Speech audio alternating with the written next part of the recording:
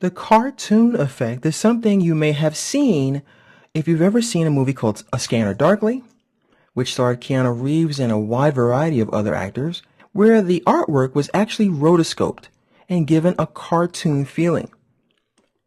Also, if you ever saw some of those Charles Schwab commercials, they used a similar technique where they took an actor and rotoscoped them and gave him a cartoon appearance. We can do something very similar inside of After Effects. And the effect is extremely fast and efficient. And the beautiful thing, it's really similar from frame to frame without any slowdown as far as even scrubbing the current time indicator. Now, if you want to follow along, please open up the everest.mov file that you'll find inside the Work Files folder. And what we're going to do is we're going to apply this effect by going to Effects and Presets and simply typing the word cartoon. And you'll find it right here. I can take this effect and drag it right on top of my footage like so. And you'll see a difference right away. I'll go ahead and click on this FX here to turn it off temporarily, so you can see the before and the after. Now what's happening here is After Effects is creating a series of blurs so that it's smoothing out the color variation to give you a more efficient and smooth look here. Now as you can see, right in the ear area, I'll go ahead and hide this again. You can see that it's taking those areas and trying to give you less colors. But you can really control that. And we're going to talk about that with these dials here. So I'll turn it back on. And I'm going to scrub the current time indicator so you can see how fast this is updating.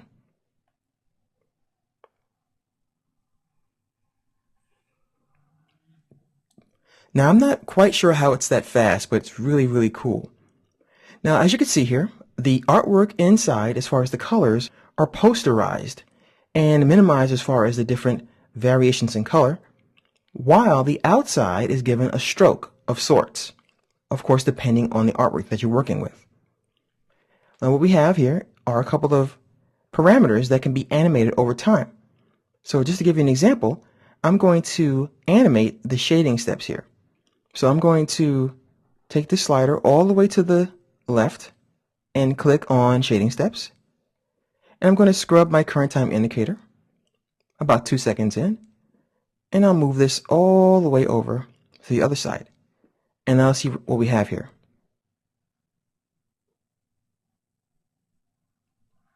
So as you can see, we can change the properties of the animation by using the slider. It's very cool. So what do all these things do?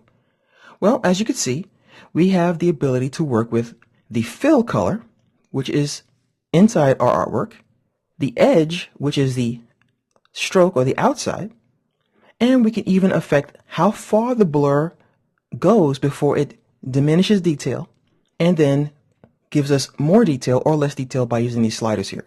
So for example, as I take this slider here, we're getting a more washed out look because it's blurring more of the artwork. And we take this all the way to the left and we're given more detail or more variation in the color. Now, we'll talk more about these guys here in the following lesson.